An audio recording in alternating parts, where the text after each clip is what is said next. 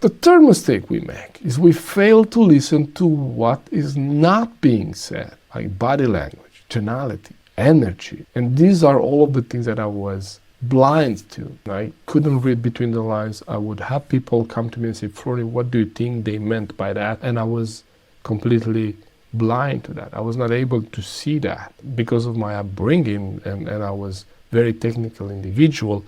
I tend to believe that people were more or less like machines. I used a very straightforward communication style, but I was very blind to all these nonverbal cues, and that could be up to 93% of the communication. So I was missing a lot of communication. So the mistake we make is that we're not listening to what has not been said. So in other words, if I share again from the example I had with the potential client, I want to pay attention. What happens with their shoulders? What happens with their face? Is their face lit up when they talk about that vacation? Maybe they had some challenges during that vacation. Maybe they had a challenge with their family. And so then the mood changes, the energy changes, the tone of voice changes, the pitch changes, how much detail they give or not give about the vacation changes. The body language, the posture. Do they lean in? They want to talk about it. They do say, well, I don't know. Maybe in their mind say, I'm not sure why are you asking this. Maybe they say, why is this relevant to the discussion?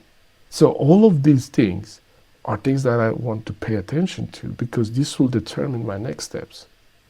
If they felt uncomfortable by my question, I'm not going to continue asking questions about that. So me asking what happened since we last speak, if they say, well, nothing special, then I move on to business.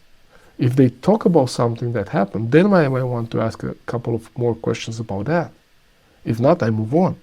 So me paying attention to what has not been said allows me to adapt my communication style in the moment and to really pay attention to how do they feel, what's the energy when I go to a topic that maybe they don't want to discuss. It tells me that I'm either tapping into something that maybe it's a challenge, maybe it's an issue, maybe there is something holding them back there.